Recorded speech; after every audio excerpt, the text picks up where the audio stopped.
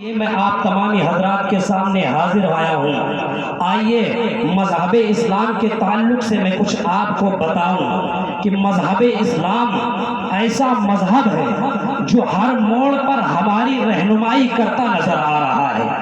مذہب اسلام کا مقصد انسانی معاشرے کی اصلاح اور بندے کو خدا تک پہنچانا ہے۔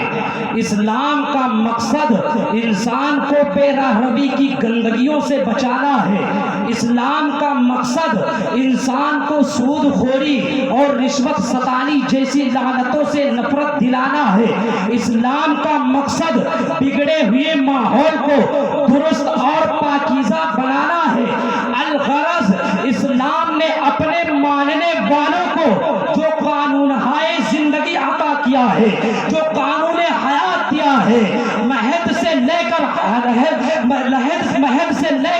لحد تک، روز آفرینش سے لے کر صبح قیامت تک اپنے ماننے والوں کی رہنمائی اور رہبری کرتا نظر آ رہا ہے۔ مجھے کہنے دیجئے کہ اسلام ایسا مذہب ہے جس کا کوئی جواب نہیں۔ اسلام ایسا مذہب ہے جس کی کوئی مثال نہیں۔ اسلام ایسا مذہب ہے جس کی کوئی مثال ہی نہیں۔ اسی لیے تو شاعر فرماتے ہیں کہ اسلام جیسا مذہب ہے دوسرا تو لاؤ، اے میرے مصطفیٰ کا فرمان بولتا ہے، اے میرے مصطفیٰ کا فرمان بولتا ہے۔ محترم سامعین کرام، آئیے میں جلدی آپ کو اور بتاتا چلوں۔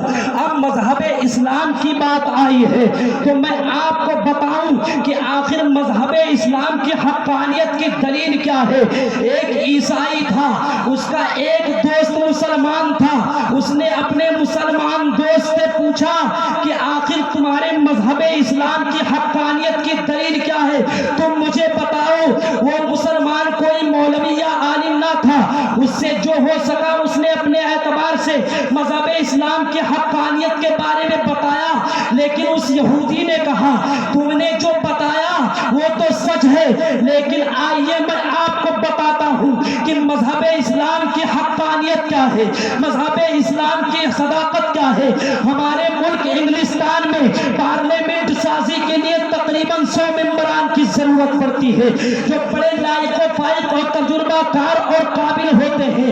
جب کوئی قانون نافذ کرنا چاہتے ہیں تو ایک قانون سازی کا لائحہ عمل کر کے اسے حتمی شکل دیتے ہوئے پورے ملک میں نافذ کر دیتے ہیں، مگر اس قانون کے نفاذ ہوتے ہی اعتراضات کے سینکڑوں دروازے کھل جاتے ہیں، طرح کی انگشت نمائیاں ہوا کرتی ہے، اور بڑے دانشوروں کا بنایا ہوا قانون تقریباً 1 سال بھی نہیں چل پاتا اور اس قانون میں ترمیمی و تبدیلی کرنی پڑتی ہے، اس قانون کو بدل دینا پڑتا ہے۔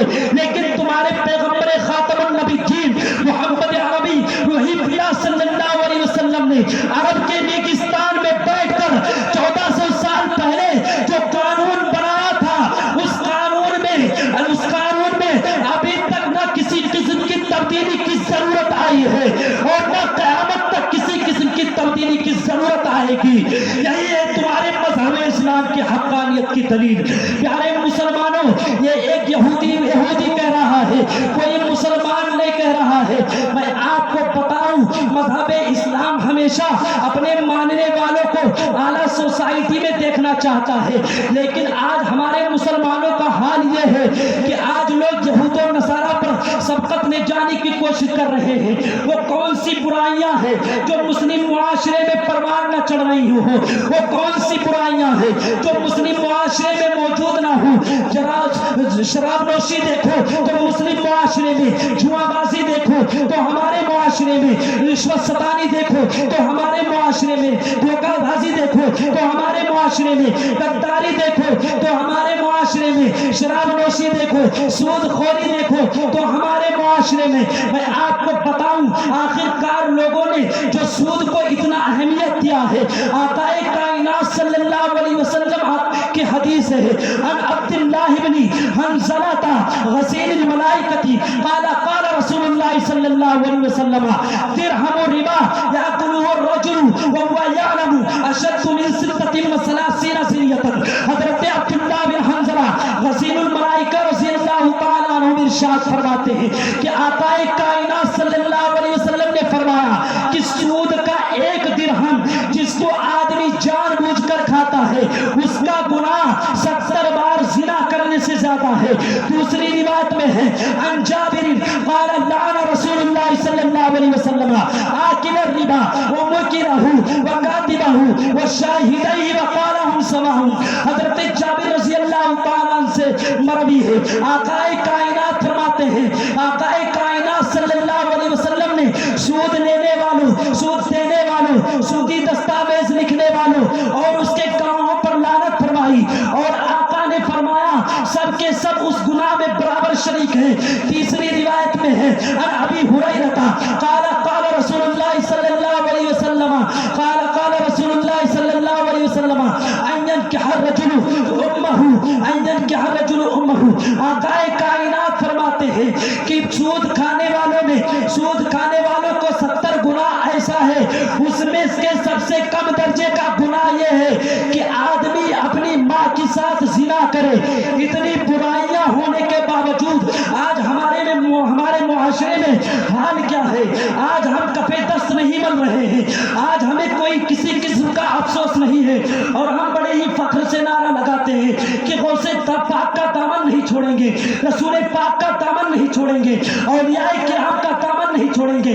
کیا کبھی کسی نے غور کیا کہ آخر رسول اللہ کے دامن سے وابستہ ہو جانے کا مطلب کیا ہے؟ غوث پاک کے دامن کو پکڑ لینے کا مطلب کیا ہے؟ خواجہ غریب نواز کے دامن سے نپٹ جانے کا مطلب کیا ہے؟ پیارے دوستو سن لو، جو رسول اللہ کے دامن سے وابستہ ہو جاتے ہیں وہ کوئی کام خلاف شریعت نہیں کرتے ہیں، جو غوث پاک کے دامن سے نپٹ جاتے ہیں دنیا ان کی ٹھوکر میں آ جایا کرتی ہے، جو خواجہ غریب نواز کے دامن کو پکڑ لیتے ہیں ان کا کوئی کام خلاف شریعت نہیں ہوتا۔ آج ہمارے چہرے پر داڑھی نہیں ہے اور ہم نعرہ لگاتے ہیں غوث پاک کا دامن نہیں چھوڑیں گے، مسجد میں جانے کی ہم زحمت گوارا نہیں کرتے، ہم نعرہ لگاتے ہیں کہ رسول اللہ کا دامن نہیں چھوڑیں گے، خواجہ غریب نواز کا دامن نہیں چھوڑیں گے، رمضان کے روزے کو ہم بلا عذر ترک کر رہے ہیں اور ہم نعرہ لگاتے ہیں کہ غوث پاک کا دامن نہیں چھوڑیں گے۔ مجھے کہنے دیجئے کہ تم نے غوث پاک کا دامن پکڑا ہی نہیں ہے تو چھوڑنے کا سوال کہاں سے پیدا ہوتا ہے؟ تم نے خواجہ کا دامن پکڑا ہی نہیں ہے تو چھوڑنے کا سوال کہاں سے پیدا ہوتا ہے؟ تم نے اولیاء کرام کا دامن پکڑا ہی نہیں تو چھوڑنے کا سوال کہاں سے پیدا ہوتا ہے؟ مجھے کہنے دیجئے کہ جو اولیاء کے دامن سے وابستہ ہو جاتے ہیں وہ کوئی کام خلاف شریعت نہیں کرتے، اور میرا دعویٰ ہے جو رسول اللہ کے دامن سے وابستہ ہو جائیں گے ان کے ٹھوکر میں پوری دنیا ہو جائے گی۔